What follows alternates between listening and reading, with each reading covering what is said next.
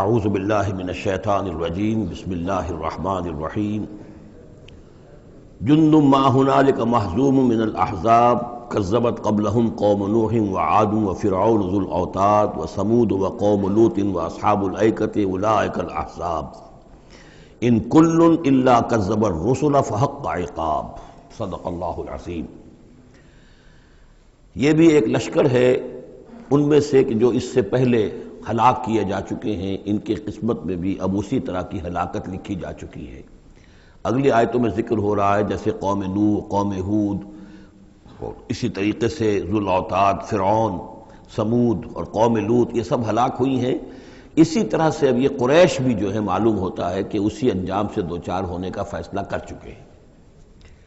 کذبت قبلہم قوم نوح، جھٹلایا تھا ان سے پہلے قوم نوح نے اور عاد نے، وعاد وفرعون، اور فرعون ذو الاوتاد میخوں والا، کیونکہ ان کا لشکر بہت بڑا تھا، تو جب وہ لاؤ لشکر کے ساتھ چلتے تھے تو بہت سے گھوڑوں پر اور خچروں پر تو صرف وہ جو کھوٹے ہوتے ہیں کہ جن سے کہ خیمے گاڑے جاتے ہیں اس کے لیے، تو وہی لدے ہوئے ہوتے تھے۔ وثمود، اور قوم ثمود، وقوم لوط، لوط کی قوم، واصحاب الایکہ، اور یہ قوم شعیب جو بن والے تھے، اولئک الاحزاب، یہ ہیں وہ جماعتیں، یہ ہیں وہ گروہ، یہ ہیں وہ قومیں کہ جو ہلاک ہو چکی ہیں۔ ان کل الا کذب الرسل، ان سب نے رسولوں کی تکذیب کی، فحق عقاب، تو وہ میرے سزا کے اور میری عقوبت کے مستحق ہو گئے۔ وما ينظر هؤلاء الا صيحة واحدة ما لها من فواق، اور یہ لوگ بھی اب منتظر نہیں ہیں مگر صرف ایک چنگھاڑ کے، ایک ہی چنگھاڑ ہوگی ہماری طرف سے، ما لها من فواق، جس میں کوئی وقفہ نہیں ہوگا، یہ ایک مسلسل۔ آپ دیکھیں کہ اگر کوئی زوردار آواز مسلسل چلے تو یہ انسان کی ہلاکت کا ذریعہ بن جائے گی۔ کبھی کبھی لاؤڈ سپیکر میں خرابی ہوتی ہے اور اس کی گونج پیدا ہوتی ہے، بسا اوقات نماز کے دوران اس کا تجربہ ہوتا ہے، تو جو کیفیت پھر ہو جاتی ہے انسان کی، حالانکہ وہ چند سیکنڈز کی بات ہے، ایک دو منٹ کی بات ہے، لیکن اگر زوردار آواز مسلسل چلے، ویسے بھی آج ہمیں معلوم ہے کہ یہ ساؤنڈ ویوز جو ہوتی ہیں یہ بھی ایک قسم کی انرجی ہے، اور ان ساؤنڈ ویوز کے ذریعے سے بھی یہ سارے کا سارا جو نظام ہے درم برم ہو سکتا ہے۔ یہ اگر اتنی زوردار ویوز ہوں تو ان سب کو توڑ پھوڑ کر رکھ دیں گے جو کہ مادی یہ اس وقت عالم ہے۔ تو ان وما ينظر هؤلاء، مطلب اللہ تعالیٰ کو کوئی اور بہت بڑا کوئی کام کرنے کی ضرورت نہیں ہوتی قوموں کو ہلاک کرنے کے لیے، ایک چنگھاڑ، وما ينظر هؤلاء الا صيحة واحدة ما لها من فواق، لیکن وہ رکے گی نہیں، بیچ میں دم نہیں لے گی، مسلسل۔ وقالوا ربنا عجل لنا قطنا قبل يوم الحساب، اور وہ کہہ رہے ہیں، اور یہ وہ استہزان کہا کرتے تھے کہ پروردگار یہ جو محمد کہہ رہا ہے صلی اللہ علیہ وسلم کہ ہمارا کوئی حساب کتاب ہونا ہے، تو جو ہماری بیلنس شیٹ ہے وہ ہمیں ابھی دے دے، یوم الحساب سے پہلے ہمیں تو ابھی وہ ہمارا بتا دے کہ کیا ہماری بیلنس شیٹ ہے۔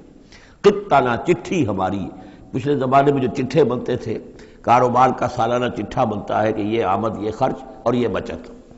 ربنا عجل لنا، جلدی دے دے ہمیں، لنا قطنا، ہماری چٹھی، ہمارا کریڈٹ اور ڈیبٹ بیلنس جو ہے، بیلنس شیٹ دے دے، قبل یوم الحساب، اس یوم الحساب سے پہلے۔ اصبر علی ما یقولون، اے محمد صلی اللہ علیہ وسلم آپ صبر کیجئے جو کچھ یہ کہہ رہے ہیں۔ واذکر عبدنا داود، اور آپ تو ذرا تذکرہ کیجئے داود کا، ہمارے بندے داود کا، ذل عید، جو بڑی قوت والا تھا، انہ اواب، اور ساتھ ہی وہ بہت ہی رجوع کرنے والا تھا اللہ کی جناب میں۔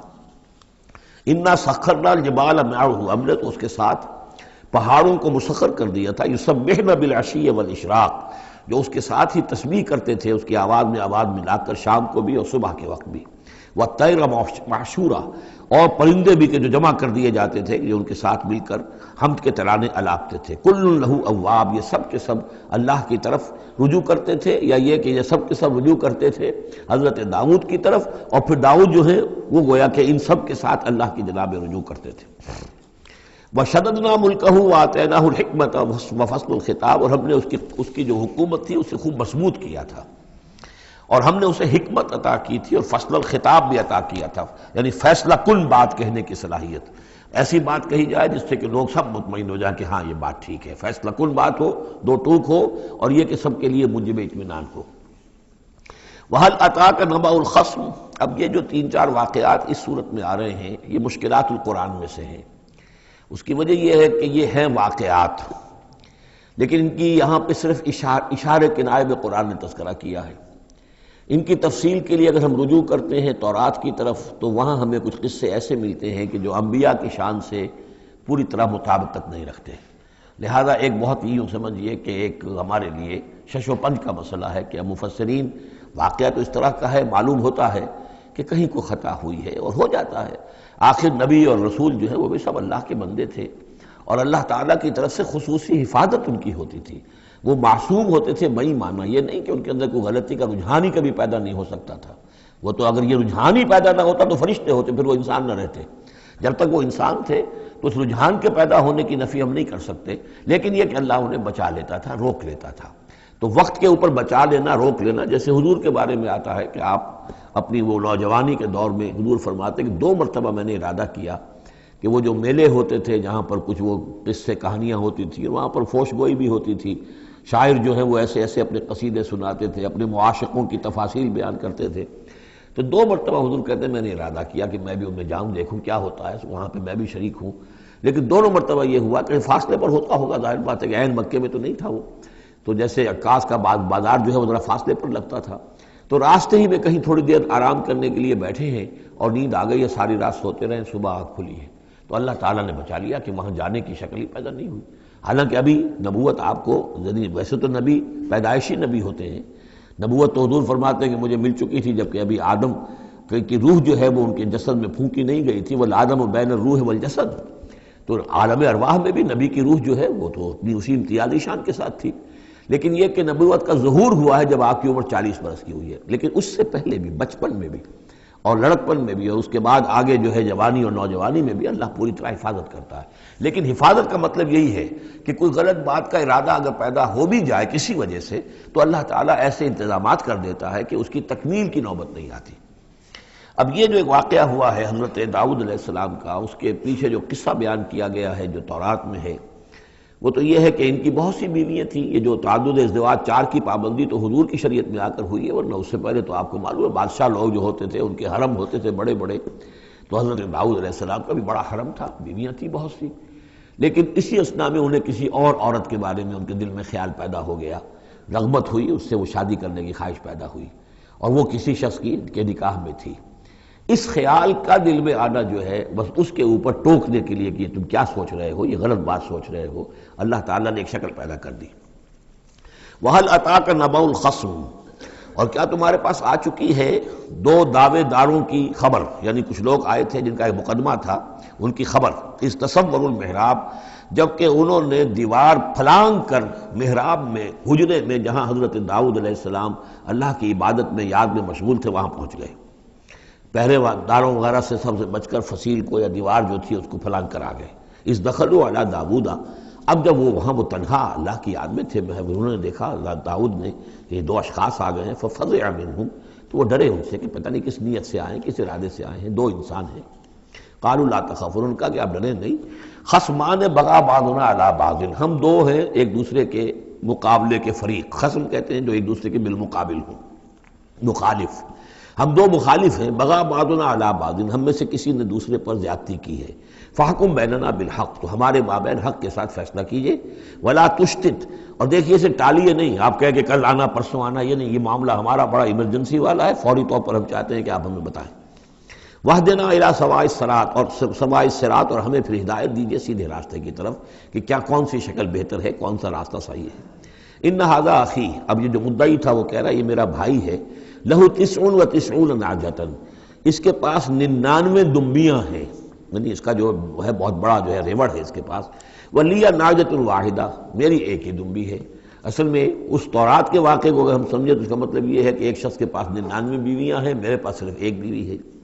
فقال اکفلنیہا، اب وہ کہہ رہا ہے کہ یہ بھی مجھے دے دے، وعزنی فی الخطاب، اور اس نے مجھے دبا لیا ہے، یعنی دباؤ ڈال رہا ہے مجھ پر، پریشرائز کر رہا ہے، جو گفتگو کرتا ہے تو بڑے زوردار انداز میں کرتا ہے۔ قال لقد ظلمک بسؤال ناجتک الی نعاجہ، حضرت داؤد نے فوراً کہا کہ یہ تو بڑی ظلم کی بات ہے، واقعتاً اس نے بہت ظلم کیا تمہارے اوپر کہ تمہاری دمبی جو ہے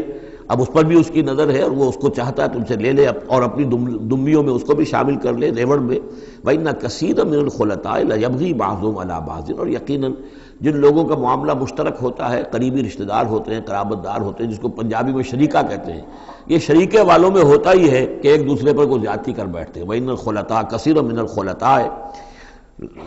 لَيَبْغِي بَعْضُهُمْ عَلَىٰ بَعْضٍ، کوئی ایک دوسرے پر زیادتی کر بیٹھتے ہیں، إِلَّا الَّذِينَ آمَنُوا وَعَمِلُوا الصَّالِحَاتِ، سوائے ان کے کہ جو صاحب ایمان ہوں اور نیک عمل والے ہوں، وَقَلِيلٌ مَّا هُمْ، اور ایسے لوگ بہرحال کم ہوتے ہیں، زیادہ تعداد میں نہیں ہوتے۔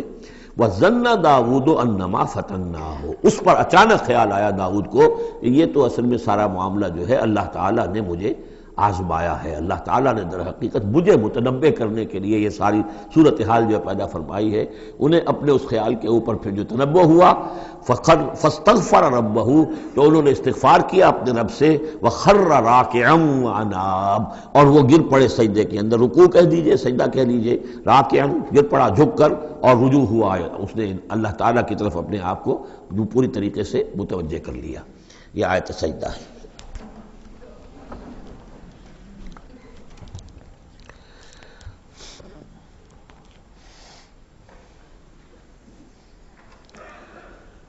یہ جو بھی اسرائیلی روایت اس سلسلے میں آئی ہے، اس کے ضمن میں حضرت عبداللہ ابن عباس رضی اللہ تعالیٰ عنہ کا ایک اثر بھی موجود ہے اسی نوعیت کا، یعنی ان کا قول بھی موجود ہے۔ اب یہ نہیں کہا جا سکتا کہ وہ مرفوع انہوں نے سنا ہو حضور سے، یا یہ کہ وہ صرف جو ہے روایت انہوں نے یہود سے سنی ہو اور اسی کو بیان کر دیا ہو، واللہ عالم۔ لیکن میں یہ سمجھتا ہوں کہ یہ چیز جیسے کہ ہم پڑھ چکے ہیں اس سے پہلے سورہ احزاب میں، حضور سے کہا گیا کہ اب آپ مزید شادی نہیں کریں گے، وَلَوْ أَعْجَبَكَ حُسْنُهُنَّ، وہاں پر بھی کوئی پردہ تو نہیں ڈالا گیا۔ ہو سکتا ہے کہ کوئی خاتون جو ہے آپ کی طبیعت میں آمادگی پیدا ہو جائے کہ آپ اس سے نکاح کریں، لیکن اب آپ خواہ وہ آپ کو پسند بھی آ جائیں، لیکن آپ اب نکاح نہیں کریں گے۔ تو یہ جو انسانی تقاضے ہیں، ظاہر بات ہے کہ انبیاء کا معاملہ جو ہے، جیسے کہ میں نے عرض کیا، بشریت تو ان کے ساتھ ہوتی ہے اور بشری تقاضے بھی ہوتے ہیں، لیکن نبی معصوم ہوتا ہے اس معنی میں کہ ان کا اس طرح کا کوئی اگر خیال ہو بھی جائے تو اس کی تکمیل اللہ نہیں ہونے دیتا، حفاظت کر لیتا ہے، اسی کا نام ہے عصمت انبیاء۔ فغفرنا لہ ذلک، تو ہم نے وہ جو بھی معاملہ تھا ہم نے معاف کر دیا اسے۔ وَإِنَّ لَهُ عِندَنَا لَزُلْفَىٰ، اور وَحُسْنَ مآب، اور یقیناً ہمارے پاس داؤد کے لیے بہت اونچا مرتبہ ہے اور بہت اچھا ٹھکانہ ہے، جہاں وہ جب لوٹ کر آئے گا تو بہت اعلیٰ مقام ہم عطا کریں گے۔ یا داؤد انا جعلناک خلیفۃ فی الارض، ہم نے کہا کہ اے داؤد ہم نے تمہیں زمین میں خلیفہ بنایا ہے، تمہیں حاکم بنایا ہے۔ فاحکم بین الناس بالحق، تو لوگوں میں جو فیصلے کرو معاملات کے حق کے ساتھ کرو، ولا تتبع الہویٰ، اور دیکھو اپنی خواہش کی پیروی نہ کرو، فیضلک عن سبیل اللہ، اگر اپنی خواہش کی پیروی کرو گے پھر تو وہ تمہیں لازماً گمراہ کر دے گی، بھٹکا دے گی اللہ کے راستے سے۔ ان الذین یضلون عن سبیل اللہ لہم عذاب شدید، یقیناً وہ لوگ جو بہک جاتے ہیں یا بھٹک جاتے ہیں اللہ کے راستے سے، ان کے لیے تو بڑا سخت عذاب ہے۔ بما نسوا یوم الحساب، یہ بھٹکنا ہوتا اسی لیے ہے کہ انہیں آخرت یاد نہیں رہتی، بسبب اس کے کہ وہ بھول جاتے ہیں حساب کے دن کو۔ وہ یوم آخر اگر یاد رہے، آخرت کی زندگی کا یقین رہے، تو پھر انسان جو ہے سیدھا رہتا ہے۔ وما خلقنا السماء والارض وما بینہما باطلا، اور ہم نے جو کچھ کے آسمانوں میں زمین میں ہے اور جو کچھ ان کے مابین ہے اسے بیکار پیدا نہیں کیا۔ اب یہ وہی لفظ آ گیا ہے دوبارہ جو سورہ آل عمران میں تھا، ربنا ما خلقت ھذا باطلا سبحانک فقنا عذاب النار۔ اس کے علاوہ سورہ مومنون میں آ چکا ہے، افحسبتم انما خلقناکم عبثا وانکم الینا لا ترجعون۔ تو یہ عبث اور بیکار کام کرنا اللہ کی شان سے بہت ہی سمجھیے کہ بعید ہے۔ ذالک ظن الذین کفروا، یہ گمان تو ان لوگوں کا ہے جنہوں نے کفر کیا ہے۔ فویل للذین کفروا من النار، تو ہلاکت اور بربادی اور تباہی ہے ان کافروں کے لیے آگ کی۔ ام نجعل الذین آمنوا وعملوا الصالحات کالمفسدین فی الارض، ذرا یہ سوچیں کیا ہم ان لوگوں کو جو ایمان لائے اور جنہوں نے نیک عمل کیے بنا دیں گے ویسا جیسا کہ وہ لوگ ہیں کہ جنہوں نے زمین میں فساد مچایا؟ یعنی یہ سوچو کہ دنیا میں کچھ لوگ ہیں نیکوکار ہیں، بھلائی کے کام کر رہے ہیں، کچھ ہیں بدماش ہیں، شریر ہیں، بد امنی پیدا کرتے ہیں، لوٹ مار کرتے ہیں، لوگوں پر ظلم کرتے ہیں، تو اگر آخرت نہ ہو تو پھر تو بڑا ظلم ہو گیا۔ یہ نیکوکار تو گھاٹے میں رہ گئے، بدماش عیش میں رہے، جن کے لیے کوئی سکروپلز نہیں ہے، کوئی اصول نہیں ہے، ان کے لیے نہ دیانت ہے نہ امانت ہے، کچھ نہیں ہے، جہاں داؤ لگ جائے جہاں ہاتھ پڑ جائے وہ حاصل کرنے کے لیے تیار ہے، اپنی تمام خواہشات کی جو ہے وہ تکمیل کرنے کے لیے ہر دم جو ہے وہ تیار ہیں، دیکھتے نہیں جائز ہے کہ ناجائز ہے، تو وہ تو پھر نفع میں رہے۔ اگر کوئی آخرت نہیں ہے تو پھر نفع میں وہ رہے، گھاٹے میں یہ رہے جو بیچارے بچ بچ کر چلتے ہیں، کسی کا دل نہ میں دکھا دوں، کسی کا حق نہ مار لوں، کسی پر زیادتی نہ کر بیٹھوں، میں حلال کھاؤں، جائز کھاؤں، محنت سے اور سچ بولوں، جھوٹ نہ بولوں، وہ تو پھر گھاٹے میں رہیں گے۔ آخرت ہونا لازمی ہے، اس کا تو مطلب یہ ہے کہ پھر دنیا بیکار پیدا ہوئی۔ اگر آخرت نہیں ہے تو پھر انسانی زندگی کا، خصوصاً انسان میں جو اخلاقی حص ہم نے پیدا کی ہے، یہی تو ہے جو حیوان میں اور انسان کے درمیان بہت بڑا فرق ہے۔ ان کی جبلت ہے صرف، باقی کوئی اخلاقی حص ان کے اندر نہیں، لیکن انسان کے اندر تو اخلاقی حص ہے، جبلت بھی ہے اور اخلاقی حص بھی ہے۔ تو اس اخلاقی حص کا نتیجہ کیا نکلا؟ الٹا نکل رہا ہے، تو نتیجتاً دلغوش ہونا چاہیے۔ ام نجعل الذین آمنوا وعملوا الصالحات کالمفسدین فی الارض ام نجعل المتقین کالفجار، کیا ہم اپنے متقی بندوں کو برابر کر دیں گے ان فاجروں اور فاسقوں کی؟ کتاب انزلناہ الیک مبارک، یہ کتاب ہے قرآن جو اے نبی ہم نے آپ پر نازل کی ہے، مبارک، بہت بابرکت ہے۔ یہ برکت کے لفظ کو یہاں سمجھ لیجئے، برکہ عربی زبان میں کہتے ہیں کسی شے میں سے اس کے خیر کو نکالنے والی شے، وہ برکت ہے۔ وہ شے پوٹینشلی آپ میں ہے، لیکن یہ کہ وہ ڈورمنٹ پڑی ہوئی ہے، سوئی ہوئی ہے، اور اس کو آپ ایکسپلائٹ نہیں کر رہے، استعمال نہیں کر رہے، آپ کو اس کا شعور بھی نہیں ہے، احساس بھی نہیں ہے۔ کوئی شے جو آپ کو اس کا احساس دلا دے، پھر آپ اپنی اس صلاحیت کو استعمال کریں، ایکسپلائٹ کریں، اسے بروئے کار لائیں، وہ شے برکت والی ہوئی۔ تو یہ لفظ آتا ہے قرآن مجید میں، یا تو بام مبارکہ، باران رحمت، بارش برستی ہے، زمین میں وہ پوٹینشل رویدگی موجود ہے، ڈورمنٹ ہے، بیج پڑے ہوئے،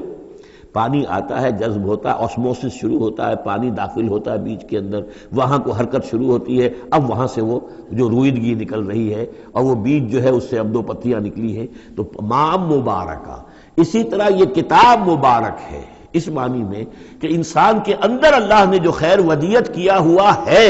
موجود ہے، اس کی روح میں ہے نور تجلی بھی اسی خاک میں پنہاں، غافل تو نرا صاحب ادراک نہیں ہے، وہ ہے تمہارے اندر، لیکن یہ کہ وہ ڈورمنٹ ہے، اس کو نکال کر برآمد کرنا، اس کو سامنے لانا، اس نیکی کو بروئے کار لانا، اس روح کی اور روحانیت جو ہے اس کی نشو و نما، اس کا پروان چڑھنا، یہ اس کتاب کا نتیجہ ہے۔ تو یہ کتاب مبارک ہے، کتاب انزلناہ الیک مبارک لیدبروا آیاتہ ولیتذکر اولو الالباب، یہ مبارک ہے، بابرکت ہے، تاکہ وہ تدبر کریں اس کی آیات پر، اور تاکہ جو ہوش مند لوگ ہیں وہ اس سے سبق حاصل کریں۔ وَوَهَبْنَا لِدَاوُودَ سلیمان، اور ہم نے داؤد کو سلیمان جیسا بیٹا عطا کیا، نعم العبد، بہت ہی اچھا بندہ تھا ہمارا، انہ اواب، اور یقیناً وہ بھی ہماری طرف رجوع کرتا رہتا تھا، ہماری طرف ہی رجوع رہتا تھا، توجہ رکھتا تھا، گیان دھیان ہمارے ساتھ لگائے رکھتا تھا۔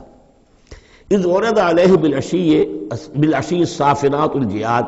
جب یہ کہ شام کے وقت ان کے سامنے پیش کیے گئے، یعنی جیسے انہوں نے پہلے ہم پڑھ چکے ہیں کہ انہوں نے اپنی فوجوں کی انسپیکشن کی تھی، تو وہ فوجیں کہ جو انسانوں کی بھی تھیں، جنوں کی بھی تھی، یوزعون، ان کی ریجیمنٹس بنائی گئی تھیں، بٹالینز بنائی گئی تھیں، اس میں پرندے بھی تھے۔ اسی طریقے سے اب جو گھوڑے رکھے ہوئے تھے جہاد کے لیے، ظاہر بات ہے کہ گھوڑے، کیولری جو ہے وہ تو اس زمانے میں اصل شے تھی، تو اس کو انہوں نے جو شام کے وقت انسپیکشن پریڈ کوئی ہوئی گھوڑوں کی، تو وَإِذْ عُرِضَ عَلَيْهِ بِالْعَشِيِّ الصَّافِنَاتُ الْجِيَادُ، تو بہت ہی عمدہ، بہت اعلیٰ نسل والے، بہت عمدہ جو گھوڑے تھے، ان کو اس کے سامنے پیش کیے گئے، معائنہ کر رہے تھے حضرت سلیمان۔ فَقَالَ إِنِّي أَحْبَبْتُ حُبَّ الْخَيْرِ عَنْ ذِكْرِ رَبِّي، ہوا یہ کہ اس میں کچھ دیر ہو گئی، شام کا وقت تھا اور سورج جو ہے وہ غروب ہو گیا، عصر کی نماز ان کی قضا ہو گئی، جیسے کہ حضور کی عصر کی ایک نماز قضا ہوئی تھی غزوہ احزاب میں، اور اس پر حضور نے لعنت فرمائی تھی پھر کفار پر کہ ان کی وجہ سے ہماری آج عصر کی نماز، اور خاص طور پر جس کو صلاۃ الوسطیٰ عام طور پر چونکہ گمان ہے، وہ آج ہماری قضا ہو گئی، تو عصر کی نماز ان کی قضا ہو گئی۔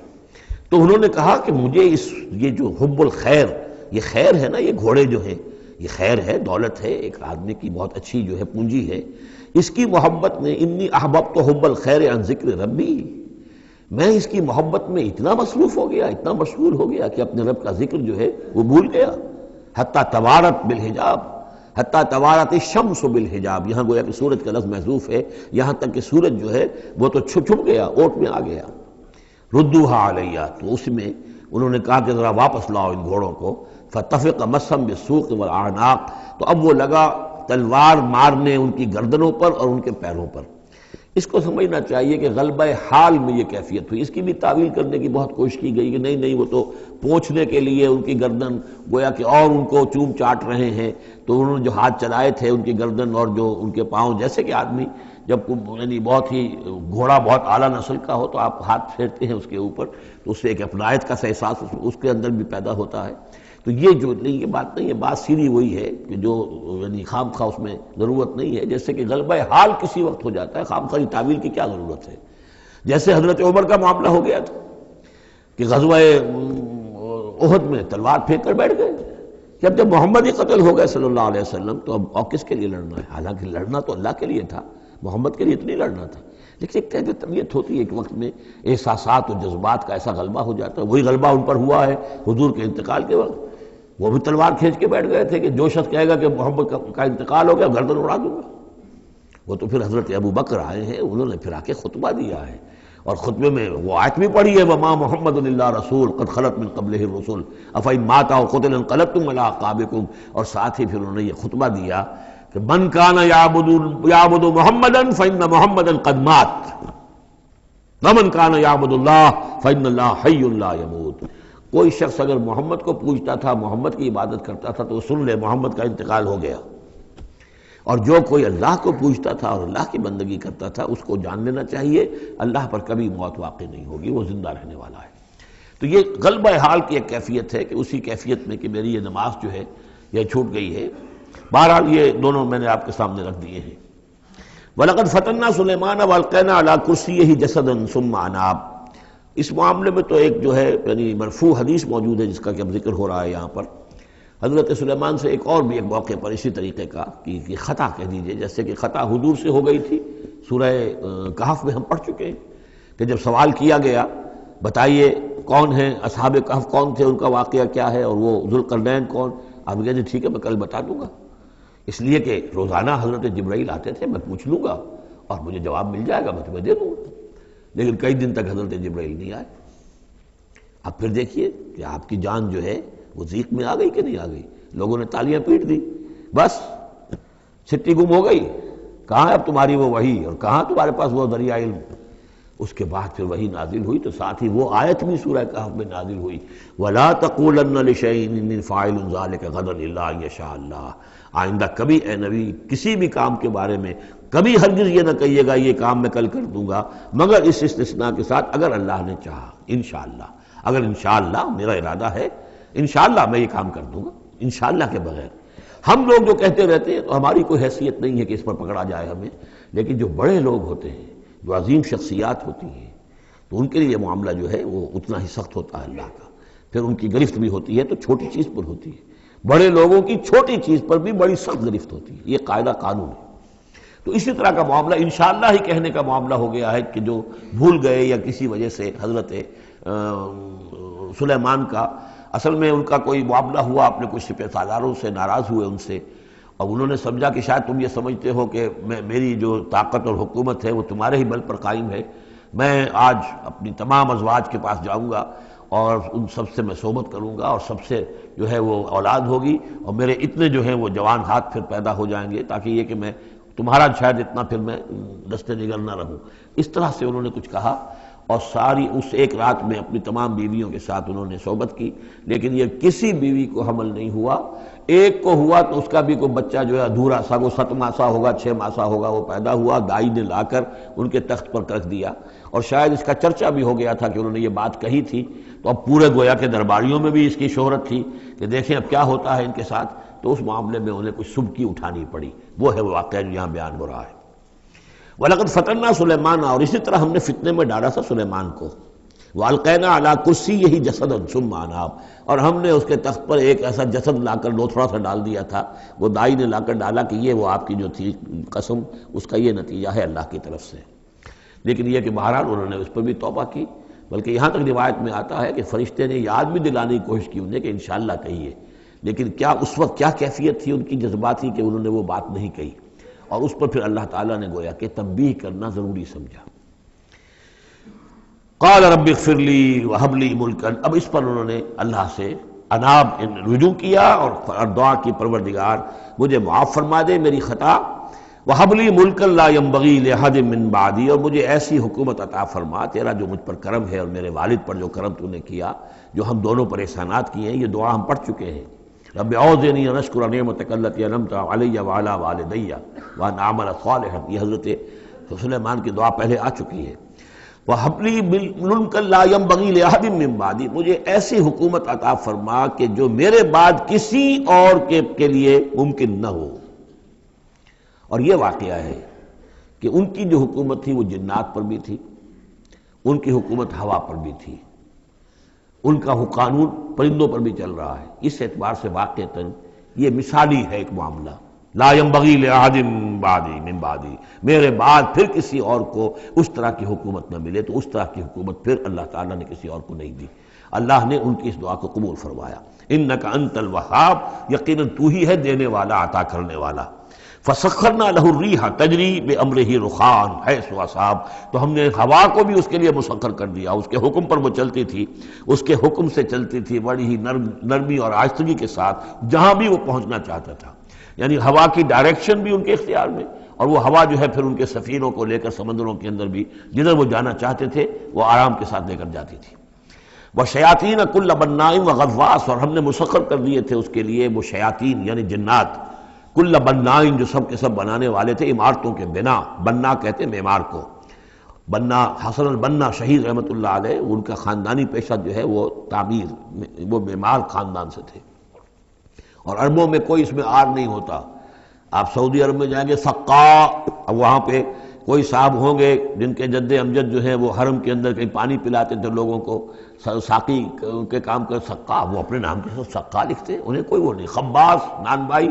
خاندان چلا رہا ہے، خبازوں کا خاندان ہے، نان بائی ہے، تو کام کے اندر تو پیشے میں عیب نہیں رکھیے نہ فرحات کو نام، سیدھی سی بات ہے۔ تو وہ بنا، وہ ان کے لیے تھے معمار، وغواص اور غوطہ خور، غوطہ کرنے والے، سمندروں میں غوطہ لگا کر اور وہاں سے موتی وغیرہ نکالنے والے، وآخرین مقررین فی الاسفاد، جو لوگ تو رہتے تھے، اور کچھ اور قوم ہوتی تھی کہ جو جکڑی ہوئی زنجیروں میں، یہ جنات کی طاقت جو ہے ایک نفری وہ ہوتی تھی جو رکھی رہتی تھی کہ جہاں ایمرجنسی میں ضرورت ہو تو پھر ان کو وہاں سے استعمال کیا جائے۔ ھذا عطاؤنا، اور ہم نے ان سے کہہ دیا تھا اے سلیمان یہ ہماری عطا ہے تمہارے لیے، فمنن او امسک، چاہو تو یہ تقسیم کرو لوگوں کے اندر، لوگوں پر احسان بھی کرو، اور چاہو تو اپنے پاس رکھو بغیر حساب۔ بہرحال ہم نے اس پر حساب کوئی نہیں رکھا، ہم تم سے اس پر کوئی حساب نہیں لیں گے۔ وَإِنَّ لَهُ عِندَنَا لَزُلْفَىٰ وَحُسْنَ مَآبٍ، اور یقیناً اس کے لیے ہمارے پاس بہت اونچا رتبہ بھی ہے اور بہت عمدہ ٹھکانہ بھی ہے، جب وہ لوٹ کر آئیں گے تو ان کو وہاں پر بہت عمدہ ٹھکانہ ملے گا۔ وَاذْكُرْ عَبْدَنَا أَيُّوبَ إِذْ نَادَىٰ رَبَّهُ أَنِّي مَسَّنِيَ الشَّيْطَانُ بِنُصْبٍ وَعَذَابٍ، اور ذرا یاد کیجئے، ذکر کیجئے حضرت ایوب کا علیہ السلام، ہمارا بندہ ایوب، جب اس نے پکارا اپنے رب کو، انی مسنی الشیطان بنصب وعذاب، کہ شیطان نے مجھے چھوت لگا دی ہے، بڑی تکلیف اور ایذا اور تکلیف، اور اس کی بیماری تھی، جلدی کوئی بیماری تھی جس کی وجہ سے سارا جسم جو ہے گل گیا تھا، اور اس درجے اس میں کوئی تعفن بھی تھا، کیڑے بھی پڑ گئے تھے کہ ان کی اہلیہ، بیوی، بچے ایک وقت تک تو انہوں نے خدمت کی، جب تک کی پھر بعد میں آ کر سب ہمت ہار کر ان کو چھوڑ کر چلے گئے تھے۔ تو گویا کہ اس قسم پرسی کے عالم میں پھر انہوں نے یہ دعا کی، تو اللہ تعالیٰ نے فرمایا کہ ارکض برجلک، ذرا اپنا پاؤں مارو زمین پر، ھذا مغتسل، یہ اب تمہارے اس ایڑی کے جو زور سے جو چشمہ ہم نے نکال بہایا ہے، یہ تمہارے نہانے کے لیے ہے، بارد و شراب، ٹھنڈا ہے، اور پینے کے لیے بھی ہے۔ تو شاید جس کو ہم کہتے ہیں گندھک کا کوئی چشمہ نکل آیا ہو، جو کہ جلدی امراض کے لیے چشمے ہوتے ہیں جہاں جاتے ہیں لوگ، جلدی امراض کے لوگ جا کر وہاں جا کر نہاتے ہیں تو اس سے شفا ہوتی ہے، تو اللہ نے اس کے اندر وہ شفا ان کے لیے رکھ دی، وہ ٹھیک ہو گئے۔ وَوَهَبْنَا لَهُ أَهْلَهُ وَمِثْلَهُم مَّعَهُمْ، اب پھر ان کی اولاد بھی اور ان کے اہل و عیال سب واپس بھی آ گئے، اور یہ کہ مزید بھی ہم نے انہیں اور اہل و عیال عطا کیے، مِثْلَهُم مَّعَهُمْ رحمتًا مِنَّا، یہ سب ہماری جانب سے رحمت کا مظہر تھا، وذکریٰ، اور یاد دہانی اور نصیحت، لِأُولِي الْأَلْبَاب، ہوش مند لوگوں کے لیے۔ وَخُذْ بِيَدِكَ رِزْقًا، کسی موقع پر اپنی بیوی سے ناراض ہو کر ان کہا تھا کہ میں تمہیں 100 کوڑے لگاؤں گا یا 100 تمہیں ماروں گا کمچیاں، تو غصے میں آ کر اب وہ قسم کھا لی اس کے اوپر، لیکن یہ کہ اب جب ٹھیک ہو گئے، بیوی بھی آ گئی، اب کیا کریں، اس قسم توڑیں یا اس قسم کا کیا شکل کریں، تو اللہ نے اس کے لیے بھی انہیں ایک شکل بتا دی کہ سینکوں کا ایک تھبا لے لو، جیسے جھاڑواں ہوتی تھی پرانے زمانے میں، تو اس میں وہ 100 اگر سینکیں ہیں تو وہ لے لو، خذ بیدک ضغثاً، تم لے لو اپنے ہاتھ میں سینکوں کا ایک مٹھا، فضرب بہ، اور اس سے ایک ضرب لگا دو، ولا تحنث، اس سے یہ کہ تمہاری وہ قسم ٹوٹے گی نہیں، وہ 100 وہ جو ہے قمچیاں ایک ہی مرتبہ لگ جائیں گی۔ انا وجدناہ صابرا، ہم نے اسے اپنا صبر کرنے والا بندہ پایا، نعم العبد، کیا ہی عمدہ وہ اچھا بندہ تھا ہمارا، انہ اواب، یقیناً وہ بھی ہماری طرف رجوع کرنے والا انسان تھا۔ وَاذْكُرْ عِبَادَنَا إِبْرَاهِيمَ وَإِسْحَاقَ وَيَعْقُوبَ أُولِي الْأَيْدِي وَالْأَبْصَارِ، اور تذکرہ فرمائیے ہمارے بندوں ابراہیم کا اور اسحاق کا اور یعقوب کا، وہ بھی تھے بڑے ہاتھوں والے، یعنی بڑے ان کے یعنی قوتوں والے، والابصار، اور آنکھوں والے، مشاہدہ بھی، غور و فکر بھی، ہاتھوں والے بھی، طاقت والے بھی۔ انا اخلصناہم بخالصۃ ذکر الدار، ہم نے ان سب کو خالص کر لیا تھا ایک خالص شے کے لیے۔ ایک خالص شے کون سی ہے؟ آخرت کے گھر کی یاد دہانی، یعنی وہ لوگوں کو ہمیشہ متوجہ کرتے رہتے تھے کہ اصل زندگی آخرت کی زندگی ہے۔ انا اخلصناہم بخالصۃ، ایک خالص شے کے لیے ہم نے انہیں خالص کر لیا تھا، یعنی ان کی زندگی میں اب ایک ہی، جیسا کہ میں نے بارہا عرض کیا ہے کہ جو اللہ کا بندہ اس مقام پر پہنچ جائے، پھر واقعہ یہ ہے کہ اسے دنیا کی دولت سے دلچسپی نہیں، دنیا کی کسی اور دوسری چیز کی طرف رغبت نہیں، اس کے وقت کا، اس کا ایک ایک منٹ، اس کی توانائی جو بھی اللہ نے اس کو دی ہے، اس کا خون کا ایک ایک قطرہ وقف ہو جاتا ہے پھر اس کام کے لیے کہ خلق خدا کو خدا کی طرف بلائے، اللہ کی طرف بلائے، اور انہیں بچائے آخرت کے انجام سے، برے انجام سے۔ اس کے سوا کیا ہو؟ جیسے ہمارے شیخ معین الدین اجمیری رحمۃ اللہ علیہ، وہ آئے تھے ہندوستان میں، اگر اس وقت آ کر بیٹھے ہیں اجمیر میں، جبکہ اجمیر ابھی جو ہے وہ کفر کا گڑھ تھا، راجپوتوں کا مرکزی مقام، اس لیے کہ شیخ علی حجویری جو لاہور میں ہیں، جن کو داتا گنج بخش کہتے ہیں، وہ تو اس وقت آئے ہیں لاہور میں جبکہ لاہور اسلامی حکومت میں شامل ہو چکا تھا۔ لیکن یہ کہ یہ معین الدین اجمیری، کیونکہ ابھی تک مسلمانوں کی حکومت وہاں تک نہیں پہنچی تھی، جو سمجھیے اجمیر جو ہے وہ تو راجپوتوں کا گڑھ، اور اس میں جو ہے وہاں جا کر بیٹھ کے اللہ کا بندہ اور دعوت دے رہا ہے، اور کاروبار تو کوئی کرنے نہیں آئے تھے وہ، بلکہ یہ کہ اللہ کی طرف بلانا۔ تو اس کے لیے ہم نے خالص کر لیا تھا۔ جو بھی اللہ کا بندہ اپنے آپ کو اس کے لیے خالص کر لے، وہ گویا کہ اللہ تعالیٰ کے مصطفین میں سے ہو جاتا ہے، وہ لفظ آگے آ رہا ہے۔ انا اخلصناہم بخالصۃ ذکر الدار وانہم اننا لمن المصطفین الاخیار، اور یقیناً وہ ہمارے ہاں، ہمارے نزدیک وہ بڑے چنے ہوئے لوگ ہیں، اچھے لوگوں میں سے، نیک لوگوں میں سے چنے ہوئے لوگ، چنیدہ لوگ۔ جو شخص اپنی زندگی کا ہدف اسی کو بنا لے، مقصد اسی کو بنا لے، جینا مرنا اسی کے لیے ہو جائے، تو ظاہر بات ہے کہ اللہ تعالیٰ کے یہاں پر اس کا اونچا مقام ہے۔ وَاذْكُرْ إِسْمَاعِيلَ وَالْيَسَعَ وَذَا کیفل، اور ذکر کیجئے اسماعیل کا بھی اور یسع۔ اب ان کے بارے میں صحیح طور پہ ہم کچھ نہیں کہہ سکتے، یہ دو جو ہیں یسع اور ذوالکفل۔ ذوالکفل کے بارے میں تو میں عرض کر چکا ہوں کہ ایک گمان یہ ہے، اور مجھے اس سے اتفاق ہے کہ یہ گوتم بدھ کی طرف اشارہ ہے، وہ اللہ کے نبی تھے۔ ذوالکفل، پے یہاں فے سے بدل گیا ہے، کپل وستو کا شہزادہ، سدھارتھا گوتما بدھا۔ بدھا تو اصل میں اس کا لقب ہے جو بعد میں بن گیا ہے، سدھارتھ اس کا نام تھا، سدھارتھا گوتما بدھا، اور کپل وستو کی ریاست تھی، اس کا یہ شہزادہ تھا۔ وَكُلُّ مِنَ الْأَخْيَارِ، یہ سب کے سب بھی بڑے ہی عمدہ لوگوں میں سے تھے۔ ھَذَا ذِکْرٌ، یہ ایک ذکر ہے، یہ ایک تذکرہ ہے۔ وَإِنَّ لِلْمُتَّقِينَ لَحُسْنَ مآب، اور یقیناً ان متقین کے لیے، تمام متقین کے لیے بہت ہی اچھی جگہ ہے لوٹنے کی، آنے کی، اچھا ٹھکانہ ہے۔ جنات عدن، وہ باغات کے جو رہنے والے ہوں گے، ریزیڈنشل ہوں گے، بسنے والے، مفتحۃ لہم الابواب، جن کے دروازے ان کے لیے کھلے رکھے گئے ہوں گے۔ یہ اس سے بھی آگے بھی آئے گا سورہ زمر میں بھی کہ جنتوں کا معاملہ یہ ہے کہ اس کے دروازے کھلے ہوں گے جنتیوں کے استقبال کے لیے، جیسے کہ مہمان کے لیے جب آپ کو اس کا استقبال کرنا ہو تو یہ تو نہیں کرتے دروازے بند کر کے بیٹھ جائیں کہ وہ آ کے دستک ہی دے گا تبھی کھولیں گے، اس کا تو انتظار ہو رہا ہوتا ہے، تو دروازے کھلے ہوتے ہیں۔ لیکن جہنم کے بارے میں یہ آتا ہے کہ جب مجرم پہنچ جائے گا، جیسے جیل کا دروازہ ہوتا ہے، جب وہاں پہنچ جائے گا پھر وہ دروازے کھولے جائیں گے۔ یہ مضمون جو ہے سائملٹینیس کنٹراسٹ کی شکل میں جو ہے وہ آئے گا سورہ زمر میں۔ ان کے لیے دروازے کھلے رکھے جائیں گے جنات عدن کے، متکئین فیہا یدعون فیہا بفاکہۃ، اور اس میں وہ ٹیک لگا کر بیٹھے ہوں گے اور وہ آرڈر دیں گے، یدعون آرڈر دیں گے، مانگیں گے، طلب کریں گے اس میں بفاکہۃ، میوے بھی، کثیرۃ کثرت سے، و شراب، اور مشروبات بھی، عمدہ سے عمدہ مشروبات۔ وَعِندَهُمْ قَاصِرَاتُ الطَّرْفِ أَتْرَابٌ، اور ان کے پاس ہوں گی ایسی ان کی بیویاں کہ جو نیچی نگاہ والی ہوں گی اور ہم عمر ہوں گی. هَذَا مَا تُوعَدُونَ لِيَوْمِ الْحِسَابِ، یہ ہے جس کا تم سے وعدہ کیا جا رہا ہے حساب کے دن. ان هَذَا لَرِزْقُنَا مَا لَهُ مِن نَفَادٍ، اور یہ ہوگا ہمارا رزق، ہمارا عطا کردہ دی ہوئی چیزیں اب یہ کبھی ختم نہیں ہوں گی. یہ نہ سمجھنا کہ یہ نعمتیں ختم ہو جائیں گی، یہ باقی رہیں گی ہمیشہ ہمیشہ. هَذَا وَإِنَّ لِلطَّاغِينَ لَشَرَّ مَآبٍ، یہ تو ہے اہل جنت کا معاملہ، لیکن جو سرکش تھے، جو باغی تھے ہمارے، ان کے لیے ہے ایک برا لوٹنے کا مقام، بری جگہ، جہنم یصلونها، جس میں وہ داخل ہوں گے. فبئس المہاد، اور وہ بہت ہی برا بچھونا ہوگا. ھذا فلیذوقوہ حمیم وغساق، اور کہہ دیا جائے گا یہ ہے اب وہ جس کا وعدہ تم سے کیا گیا تھا. فلیذوقوہ، اب وہ اس کو چکھیں. حمیم، جو کیا ہوگا وہاں گرم پانی ہوگا. غساق، زخموں کا دھون، جو زخموں کو صاف کرتے ہیں جس پانی سے، پھر اس میں پیپ ہے یا کچھ اور چیزیں ہیں کہ جس سے انسان کی طبیعت ہبا کرتی ہے. وآخر من شکلہ ازواج، اور اسی طرح کی اور چیزیں بھی جو ان کو دی جائیں گی کھانے اور پینے کے لیے، وہ اسی طرح کی چیزیں ہوں گی، گھناؤنی بد ذائقہ. ھذا فوج مقتحم معکم، اب وہ جو جہنم میں جو لوگ پڑے ہوئے پہلے سے، جب ایک قوم آئی پھر دوسری آئی، جو نئی قوم آئے گی تو پہلے والے جو ہے وہ کہیں گے اب تو پہلے یہاں مصیبت میں ہیں، جگہ بھی یہاں نہیں ہے، تنگی ہے، حبس بھی ہے، یہ بھی ہے، اب یہ ایک اور چلی آ رہی ہے فوج. ھذا فوج مقتحم معکم، ایک اور فوج آ رہی ہے کہ جو تمہارے اوپر دھسی چلی آ رہی ہے.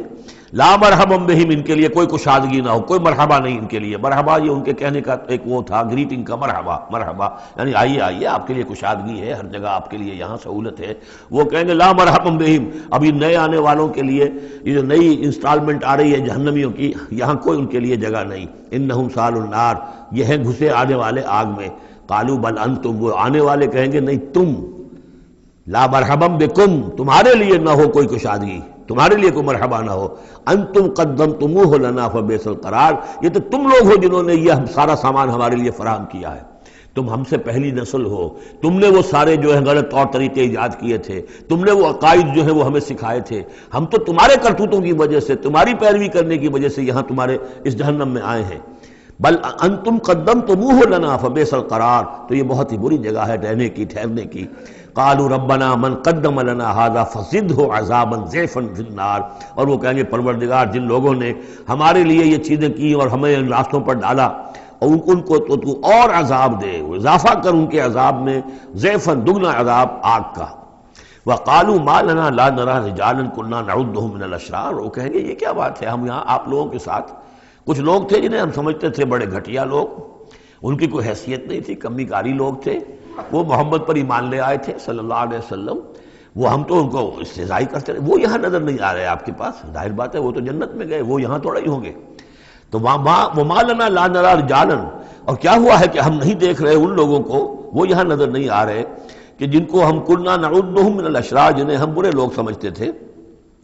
اتخذناهم سخریا، کیا ہم نے ان کو صرف ایسے ہی جو ہے ایک یعنی ہنسی ٹھٹا بنا لیا تھا. ام زاغت عنہم الابصار، یا ہماری نگاہیں جو ہیں ان سے کج ہو گئی ہیں، دیکھ نہیں پا رہی ہیں، ہم انہیں دیکھ نہیں پا رہے، ہماری نگاہیں جو ہیں ان سے چوک رہی ہیں. ان ذالک لحق تخاصم اہل النار، تمہیں یقین رکھنا چاہیے کہ یہ سب کچھ جو ہم بیان کر رہے ہیں حق ہے. یہی جھگڑا اور یہی جو ہے ان جہنمیوں کے مابین یہی تکرار ہوگی. قل انما انا منذر، کہہ دیجئے نبی کہ میں تو بس ایک منذر ہوں، خبردار کرنے والا. وما من الہ الا اللہ الواحد القہار، نہیں ہے کوئی الہ معبود سوائے ایک اللہ کے جو الواحد ہے، اکیلا ہے اور قہار ہے، پوری طرح چھایا ہوا ہے. رب السماوات والارض وما بینہم العزیز الغفار، وہ آسمانوں اور زمین کا رب ہے، مالک ہے، اور جو کچھ ان کے مابین ہے اس کا بھی العزیز ہے، زبردست، اور الغفار ہے، بخشنے والا. قل هو نبأ عظیم، اے نبی کہہ دیجئے یہ ایک بہت بڑی خبر ہے جو محمد لے کر آئے ہیں صلی اللہ علیہ وسلم. یہ وہی لفظ ہے کہ اس سے آخری پارہ شروع ہوتا ہے، اما یتساءلون عن النبأ العظیم الذی هم فیہ مختلفون کلا سیعلمون ثم کلا سیعلمون ھذا نبأ قل هو نبأ عظیم انتم عنہ معرضون، اور تم اس سے اعراض کر رہے ہو. بہت بڑی خبر ہے تمہارے لیے یہ بہت ہی فیصلہ کن بات ہے، لیکن یہ کہ تم اعراض کر رہے ہو. ما کان لی من علم بالملأ الاعلی اذ یختصمون، اور مجھے کچھ معلوم نہیں ہے کہ ملأ اعلیٰ میں کیا اختلافات ہو رہے ہیں. یہ لفظ نوٹ کر لیجئے، اس کا ذکر سورہ زمر میں بھی آئے گا کہ فرشتوں کی آراء بھی مختلف ہوتی ہیں، اور وہ بھی کسی کی رائے ہوگی کہ اب عذاب بھیج دیا جانا چاہیے، کوئی سوچتا ہوگا کہ نہیں ابھی اور تاخیر ہونی چاہیے. تو اس طرح سے آپس میں کچھ گفتگو کرتے ہیں. ہوتا وہ ہے جو آخری فیصلہ اللہ کرتا ہے، لیکن ظاہر بات ہے کہ وہ بھی عاقل ہستیاں ہیں، تو ان کا بھی ان کے ہاں جو ہے وہ کوئی آراء ہوتی ہے، تو آراء کے اندر کبھی کبھی اختلاف بھی ہو جاتا ہے. ما کان لی من علم بالملأ الاعلی، میرے پاس کوئی علم نہیں ہے ملأ اعلیٰ میں فرشتے جو ہیں وہ کس کس چیز میں اختلاف کر رہے ہیں. اذ یوحی الی ان یوحی الی الا انما انا نذیر مبین، مجھے تو بس یہ میری طرف وحی کیا گیا ہے کہ میں ہوں صرف واضح طور پر خبردار کر دینے والا. اذ قال ربک للملائکۃ انی خالق بشرا من طین. اب مصحف میں یہ آخری اور 7ویں مرتبہ یہ قصہ ابلیس و آدم آ رہا ہے. 7th time and the last time. جب کہا تھا آپ کے رب نے فرشتوں سے کہ میں بنانے والا ہوں ایک بشر من طین، ایک انسان بنانے والا ہوں مٹی سے. فَإِذَا سَوَّيْتُهُ، جب میں اس کی تخلیق مکمل کر لوں، درست کر دوں، ٹھیک ٹھیک بنا چکوں، نک سک سے درست کر دوں، اس کو فنیشنگ ٹچز دے دوں. تسویہ اس معنی میں آتا، تخلیق تسویہ. سبح اسم ربک الاعلی الذی خلق فسوی والذی قدر فہدی. تو تخلیق کے بعد تسویہ ہے، یہ وہاں انشاءاللہ اس پر تفصیل سے بات ہوگی. فَإِذَا سَوَّيْتُهُ، جب میں اسے پورا بنا لوں، وَنَفَخْتُ فِيهِ مِن رُوحِی، اور اس میں اپنی روح میں سے پھونک دوں، فَقَعُوا لَهُ سَاجِدِینَ، تو گر پڑنا اس کے سامنے سجدے میں. اب یہ روحی کو ضرور نوٹ کیجئے. اور فَإِذَا سَوَّيْتُهُ وَنَفَخْتُ فِيهِ مِن رُوحِی فَقَعُوا لَهُ سَاجِدِینَ. تو گویا کہ مسجود ملائک ہونا آدم کا اس روح ربانی کی بنیاد پر ہے. اس سے پہلے وہ آدم جو بھی کچھ ہے، جب تک یہ روح نہیں پھونکی گئی ہے اس وقت تک وہ مسجود نہیں ہے. اس کا رتبہ مقام جو بھی ہے وہ اس روح ربانی کی وجہ سے جو اس میں پھونکی گئی ہے. فسجد الملائکۃ کلھم اجمعون، یہ آیت جو کہ تو پہلے بھی آ چکی ہے، کس قدر زور ہے. سجدہ کیا تمام فرشتوں نے، سب کے سب نے جمع ہو کر، اکٹھے ہو کر. الا ابلیس، نہیں کیا ابلیس نے. استکبر وکان من الکافرین، اس نے استکبار کیا، گھمنڈ کیا، اور وہ کافروں میں سے ہو گیا یا کافروں میں سے تھا. پہلے ہی سے اس میں کفر تھا، چھپا ہوا تھا، تکبر تھا، چھپا ہوا تھا. اب وہ کفر اور تکبر جو وہ سامنے آ گیا. جیسے منافقین کا نفاق غزوہ احزاب کے موقع پر ان کی زبانوں پر آ گیا. قال یا ابلیس ما منعک ان تسجد لما خلقت بیدی، اور کہا اللہ نے اے ابلیس کیا ہوا تجھے، کس چیز نے منع کیا، کس چیز نے روکا کہ تو سجدہ نہ کرے اس کو جسے میں نے اپنے دونوں ہاتھوں سے بنایا ہے. اب یہ یدیہ جو ہے یہ خاص طور پر قابل غور ہے. دونوں ہاتھوں سے بنانے سے کیا مراد ہے؟ یا تو قرآن میں ایدی بھی آتا ہے، اپنے ہاتھوں سے، ایدینا. تو وہ تخلیق جو ہم نے ان کے لیے جو بنائے ہیں، چوپائے بنائے، اپنے ہاتھوں سے بنائے ہیں. ہم لہا مالکون، یہ سورہ یاسین میں آ چکی. لیکن دونوں ہاتھوں سے بنانا میرے نزدیک اس کا مطلب یہ ہے کہ دو عالم جو ہیں، عالم خلق اور عالم امر، ان دونوں کو اللہ نے جمع کیا ہے آدم میں اور انسان میں. ایک ہی ہستی ہے اللہ، الا لہ الخلق والامر، خلق اور امر دونوں اسی کے ہیں. یہ دونوں عالم اسی کے تسلط میں ہے، اسی کی حکومت قائم ہے. امر پر بھی، عالم امر اور عالم خلق پر بھی. اب فرشتہ صرف عالم خلق سے متعلق ہے، اس کا اس عالم امر سے متعلق ہے. اس کا کوئی وہ حیوانی جسد نہیں ہے، اس کی کوئی بھوک نہیں ہے، اس کو کوئی پیاس نہیں ہے، اس میں کوئی نر اور مادہ نہیں ہے، ان کے کوئی جنسی جذبہ کچھ نہیں. عالم امر کی شے. باقی یہ جنات ہیں، ان کے اندر یہ سارا عالم خلق کی شے، ان میں روح کا سوال ہی نہیں. باقی جتنے بھی حیوانات ہیں ارضی، یہ عالم خلق کی شے ہے. انسان واحد مخلوق ہے اللہ کی، جس میں پھر دونوں چیزیں آ کر جمع ہوئی ہیں کہ عالم خلق سے ہے اس کا حیوانی وجود، یہ جسم جو بنا ہے، یہ مٹی سے بنا ہے. اور لیکن اس کے اندر اللہ نے لا کر وہ امانت جو ہے عالم امر کی روح، وہ جو ہے اس کے اندر پھونکی ہے. انا عرضنا الامانۃ علی السماوات والارض والجبال فابین ان یحملنها واشفقن منها وحملها الانسان. اس میں بھی میں یہ بات عرض کر چکا ہوں. تو خلقتہ بیدی، میں نے اپنے دونوں ہاتھوں سے بنایا اسے. اب اس کو استعارے میں بھی لیا گیا ہے اس معنی میں کہ بڑے اہتمام سے بنایا، میں نے دونوں ہاتھوں سے بنایا ہے، تو اشرف المخلوقات ہے. وہ بات بھی صحیح ہے کہ اللہ تعالیٰ کی کریشن کا کلائمیکس، اللہ تعالیٰ کی یوں سمجھیے کہ اس کی کلائمیکس جو ہے، نقطہ عروج جو ہے اس کی تخلیق کا، وہ انسان ہے. قال یا ابلیس ما منعک ان تسجد لما خلقت بیدی،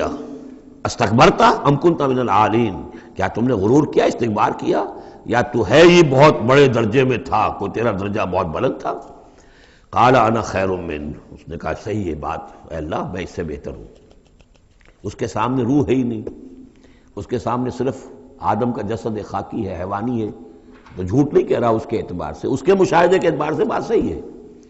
کہ یہ تو مجھ سے کم تر ہے۔ خلقتنی من نار وخلقتہ من طین، مجھے تو نے بنایا آگ سے، اس کو بنایا مٹی سے۔ قال فاخرج منہا فانک رجیم، سوال یہ ہے کہ اللہ حکم دے رہا ہے تم سجدہ کرو، تو تم نے اللہ کے حکم کی تو نافرمانی کی ہے نا۔ فاخرج منہا، نکل جاؤ اب یہاں سے، فانک رجیم، تم مردود ہو گئے ہو، وان علیک لعنتی الی یوم الدین، اور اب تم پر آخرت کے دن تک، اگلے وہ جزا و سزا والے دن تک تم پر لعنت رہے گی، میری لعنت۔ قال رب فانظرنی الی یوم یبعثون، اس نے کہا کہ پروردگار پھر مجھے ذرا مہلت دے اس دن تک جب کہ یہ دوبارہ اٹھائے جائیں گے، آدم اور اس کی نسل پوری کی پوری۔ قال فإنک من المنظرین، اللہ تعالیٰ نے اسی یعنی استحقار کے انداز میں ٹھیک ہے جاؤ، تمہیں یہ دی گئی مہلت جو تم نے مانگا ہے، گرانٹڈ۔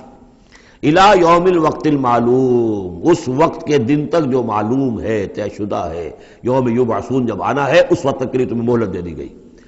قال فبعزتک لأغوینہم اجمعین، اب اس نے کہا جب تو نے مجھے مہلت دے دی ہے تو اے اللہ تیری عزت کی قسم، تیرے اقتدار اور اختیار کی قسم، میں ان سب کو گمراہ کر کے رہوں گا،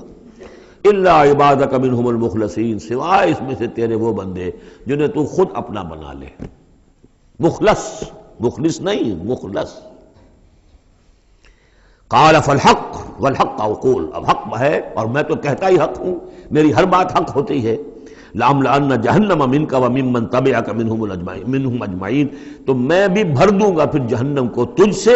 اور جو بھی ان میں سے تیری پیروی کریں گے ان سب سے جہنم کو بھر کر رہوں گا۔ قُلْ مَا أَسْأَلُكُمْ عَلَيْهِ مِنْ أَجْرٍ، اب یہ بات بتا کے اب حضور سے کہا جا رہا ہے نبی کہیے میں نے تم سے اس پر کوئی اجرت تو نہیں مانگی، میں تمہیں یہ خبریں سنا رہا ہوں، غیب کی وحی جو مجھے آ رہی ہے وہ سنا رہا ہوں، ازل کے جو واقعات ہیں جو اس وقت ہوئے تھے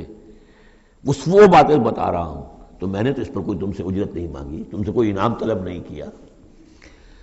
قُلْ مَا أَسْأَلُكُمْ عَلَيْهِ مِنْ أَجْرٍ وَمَا أَنَا مِنَ الْمُتَكَلِّفِينَ، اور یہ بھی تم جانتے ہو، اچھی طرح جانتے ہو، قَدْ لَبِثْتُ فِيكُمْ عُمُرًا، میں تمہارے مابین ایک عمر گزار چکا، میں متکلف نہیں ہوں۔ متکلف کون ہے؟ تکلف کرنے والا۔ اب تکلف ہر اعتبار سے ہوتا ہے، ایک جیسے ہم جسے کہتے ہیں ایک شاعر ہوتا ہے فطری شاعر، اور ایک متشاعر ہوتا ہے۔ وہ شاعر اس فطری نہیں ہوتا، وہ بڑی محنت کرتا ہے، جوڑ توڑ کے کوئی سیکھتا ہے، عروض سیکھتا ہے، یہ سیکھتا ہے، کوئی الفاظ کا ذخیرہ جو ہے جوڑتا ہے، پھر وہ کچھ شعر کہتا ہے، وہ تکلف کے ساتھ شعر کہنا۔ ایک ہے جسے آپ کہتے ہیں آمد، اور ایک وہ ہے کہ آورد، بڑی محنت سے مشقت سے کوئی آپ نے کمپوز کیا ہے۔ تو میری زندگی میں تم نے تکلف کا کوئی شائبہ دیکھا ہی نہیں آج تک، سادہ زندگی۔ خاص طور پر یہ کہ کبھی میں نے شعر کہنے کی کوشش کی ہو، کبھی میں نے کوئی خود خطیب بننے کی کوشش کی ہو، اس کی کوئی مشق کی ہو، ما انا من المتکلفین، میں کوئی بنانے والا اور تکلف کرنے والا اور تصنع کرنے والا نہیں ہوں۔ ان ہوا الا ذکر للعالمین، نہیں ہے یہ مگر یاد دہانی اور نصیحت تمام جہان والوں کے لیے۔ ولا تعلمن نبأہ بعد حین، اور اس کی جو خبر ہے، جو اس کا نتیجہ نکلنے والا ہے، جیسے سورۃ الطارق میں فرمایا انہ لقول فصل وما هو بالہزل، یہ فیصلہ کن بات بن کر آیا ہے قرآن۔ اب جو فیصلہ، جیسے کہ ہم سورہ بنی اسرائیل میں پڑھ چکے ہیں، وبالحق انزلناہ وبالحق نزل، ہم نے حق کے ساتھ نازل کیا اور حق کے ساتھ یہ نازل ہوا ہے۔ اب فیصلہ ہوگا، اسی کی ترازو میں قوموں کی تقدیریں تلیں گی اور فیصلے ہوں گے۔ جیسے کہ حدیث ہے حضرت عمر بن الخطاب سے رضی اللہ تعالی عنہ کہ حضور نے فرمایا ان اللہ یرفع بہذا الکتاب اقواما ویضع بہ آخرین، اللہ تعالیٰ اسی کتاب کی بدولت قوموں کو عروج پر پہنچائے گا اور اسی کو ترک کرنے کی وجہ سے قعر مذلت میں گرا دے گا۔ تو فرمایا ولا تعلمن نبأہ بعد حین، کچھ دیر کے بعد اس کی اصل خبر ان کو پہنچ جائے گی کہ اس کا نتیجہ کیا نکلتا ہے۔ یہاں وہ 5 صورتیں ختم ہو گئی ہیں اس دوسرے، بلکہ جیسا کہ میں نے عرض کیا تھا کہ یہ جو گروپ ہے چوتھا، یہ 13 صورتیں مکیات ہیں اس کے اندر۔ ان میں 5 ہیں یہ سورہ یاسین بالکل وسط میں، ان 5 میں 2 ادھر ہیں، دونوں الحمدللہ سے شروع ہوئی ہیں، سورہ سبا، سورہ فاطر۔ 2 ادھر ہیں، سورہ صافات اور صاد، اس میں بھی صاد آیا ہے، صافات کے ساتھ اس کی مناسبت ہے۔ اس کے بعد 8 صورتیں وہ آ رہی ہیں کہ جن کو ہم سمجھیں گے اس جو اس وقت کا ترتیب ہے مصحف کی، کہ کورسپونڈنگ ترتیب جو ہے وہ ہے سورہ الفرقان سے لے کر اور سورہ سجدہ تک جو 8 صورتیں آئی تھیں، گویا کہ اسی طرح کی 8 صورتیں یہ آ رہی ہیں۔ ان میں بھی 7 وہ تھیں کہ جو حروف مقطعات سے شروع ہوئیں، 4 الف لام میم سے، 2 طاسین میم سے، 1 طاسین سے، البتہ ایک وہ تھی جو بغیر حروف مقطعات کے شروع ہوئی ہے، سورۃ الفرقان۔ یہاں بھی یہ ایک سورت جو شروع ہو رہی ہے سورہ زمر، یہ بغیر حروف مقطعات کے ہے، باقی 7 صورتیں جو ہے حامیم حامیم حامیم حامیم، ان میں سے ایک جو ہے وہ حامیم عین سین قاف، لیکن حامیم کا سلسلہ چلے گا۔ یہ 7 صورتیں در حقیقت ایک سیکونس میں ہیں، اور لیکن یہ بھی ہے معنوی طور پر یہ بھی اسی میں شامل ہے۔ اور ان میں سے اب یہ سمجھ لیجئے کہ جو پہلی 4 صورتیں ہیں ان کا مرکزی مضمون ہے توحید عملی۔ ایک ہے توحید عقیدے کی توحید، اللہ کو ایک ماننا اکیلا، لا ضد لہ ولا ند لہ ولا مثل لہ ولا مثال لہ ولا مثیل لہ، اس کے جیسا کوئی نہیں ہے، نہ صفات کے اعتبار سے نہ ذات میں، کوئی اس کا کفر نہیں ہے، لم یلد ولم یولد، یہ سب کیا ہے؟ یہ عقیدہ ہے۔ ایک ہے عمل کی توحید، توحید عملی، وہ کیا ہے؟ عمل کی توحید کیا ہے؟ توحید فی العالم عمل، اور جس کو کہ امام ابن تیمیہ رحمۃ اللہ علیہ نے ایک اور بڑی خوبصورت اصطلاح استعمال کی ہے، توحید فی الطلب، توحید فی العقیدہ اور توحید فی الطلب۔ وہ طلب جو ہم پڑھ چکے ہیں سورہ حج میں، ضعف الطالب والمطلوب، یہ طالب و مطلوب کا جو ریلیشن شپ ہے، ہر انسان کا کوئی نہ کوئی مطلوب ہے، کوئی آئیڈیل ہے، کوئی آدرش ہے، کسی کے لیے وہ جی رہا ہے، کسی مقصد کے لیے۔ ایک انسانوں کی عظیم اکثریت ہے جو حیوانی سطح پر زندگی گزار رہے ہیں، جن کا کوئی مقصد زندگی ہے ہی نہیں۔ انسٹنکٹس جیسے کہ حیوانات ہیں، پیٹ میں بھوک لگی ہے وہ کھائے گا، ادھر ادھر منہ مارے گا۔ اسی طریقے سے اس کا جنسی جذبہ، اس کا ایک نظام ہے، اس کے تحت ہی ہوتا ہے۔ اس میں جنسی جذبہ اس طرح کا بھی نہیں ہے کہ بعض انسان جو ہے وہ سور بن جاتے ہیں جنسی اعتبار سے، وہ نہیں ہے، ان کا ایک نظام ہے، بس انسٹنکٹ کے تحت ہے چل رہا۔ تو جو لوگ صرف اسی پر کھانا پینا، بچے پیدا کرنا، ان کو پال دینا، اگر یہ کام کر رہے ہیں، کوئی ان کی زندگی میں مقصد ہے ہی نہیں، تو وہ نرے حیوان ہیں، انسان ہے ہی نہیں۔ اولئک کالانعام بل ھم اضل، وہ چوپایوں کے مانند ہیں بلکہ ان سے بھی گئے گزرے ہیں۔ انسان کہلانے کا مستحق کم سے کم وہ شخص ہے کہ جس نے زندگی میں کوئی نہ کوئی مقصد معین کیا ہو۔ کس لیے جینا ہے، کس لیے مرنا ہے، زندگی کاہے کے لیے؟ وہ مقصد تو کیا ہے؟ اصل میں تو کیا تھا؟ اپنے رب کو چاہو، اس سے محبت کرو، اس کو مطلوب بناؤ، تمہارا مطلوب صرف اللہ ہو، لا مطلوب الا اللہ، لا مقصود الا اللہ، لا محبوب الا اللہ۔ یہ تھا جس کے لیے تمہیں جینا تھا، اسی کے لیے تمہیں مرنا تھا۔ ان صلاتی و نسکی و محیای و مماتی للہ رب العالمین۔ جس شخص کی یہ توحید نہیں ہے وہ عقیدے کی توحید لیے پھرے، عمل میں مشرک ہے، شرک فی العمل، جس کا تذکرہ پہلے بھی ہو چکا ہے، لیکن ان صورتوں میں اب ایک بڑے سیکوینس کے ساتھ آئے گی بات۔ ویسے وہ آیت ہم پڑھ چکے ہیں، ارأیت من اتخذ الہہ ہواہ افانت تکون علیہ وکیلا، اے نبی آپ نے اس شخص کو دیکھا جس نے اپنی خواہش نفس کو اپنا معبود بنا لیا، تو کیا آپ ایسے شخص کی ذمہ داری لیں گے؟ وہ کہتا تو ہے اپنے آپ کو میں موحد ہوں، اپنی خواہشات نفس، اپنے نفس کے کسی مطالبے کو پورا کر رہا ہے۔ یہ دیکھے بغیر کہ اللہ نے اس کو حلال کیا یا حرام کیا ہے، تو اس کا معبود تو اس کا نفس ہے، اللہ کہاں ہے؟ ہاں اللہ کے لیے بھی جا کے نماز پڑھ لیتا ہے، لیکن دوسری طرف وہ نفس کو اپنا معبود بنا کے شرک کر رہا ہے، کہتا ہے لا الہ الا اللہ، تعویذ کو وہ اس کے جو ہے باقاعدہ تسبیح کر رہا ہے، ضربے لگا رہا ہے، جبکہ اس کا معبود اس کا نفس ہے۔ اسی طریقے سے حدیث میں آیا تعیس عبد الدینار و عبد الدرہم، ہلاک ہو جائے یا ہلاک ہو گیا درہم و دینار کا بندہ۔ نام عبد الرحمن ہے، حقیقت میں عبد الدینار ہے، اس لیے کہ دینار کے لیے حلال اور حرام کی ساری اس نے تقسیم ختم کر دی ہے۔ ڈالر آئے، پیٹرو ڈالر آئے، کچھ اور آئے، دولت آئے، چاہے حلال سے آئے، حرام سے آئے، جائز سے آئے، ناجائز سے آئے، یہ تو پھر معبود کون ہوا؟ دولت۔ ہندو میں اور آپ میں فرق کیا ہے؟ ہندو نے دولت کی دیوی بھی بنا کر ایک رکھ لی ہے، وہ لکشمی بائی ہے ان کی، اس کو پوجتے ہیں، دنڈوت کرتے ہیں، اس کی کرپا ہو جائے گی تو دولت ہو جائے گی۔ ہم نے کہا ہٹاؤ اس تکلف کو، اس لکشمی بائی کو ہٹاؤ، سیدھے دولت کو پوجو، تو دولت کے پجاری تو ہم ہیں۔ یہ جو توحید ہے، توحید عملی، اس کا جو پہلا نقطہ ہے اللہ کی بندگی کی توحید، توحید فی العبادت، بندگی صرف اللہ کی ہو، یعنی کل کی کل اطاعت اس کے لیے ہو، باقی اطاعت اس کی اطاعت کے تابع ہو۔ باپ کا حکم مانو، ہاں، جو شریعت کے خلاف نہ ہو مانو، ماں کا مانو، استاد کا مانو،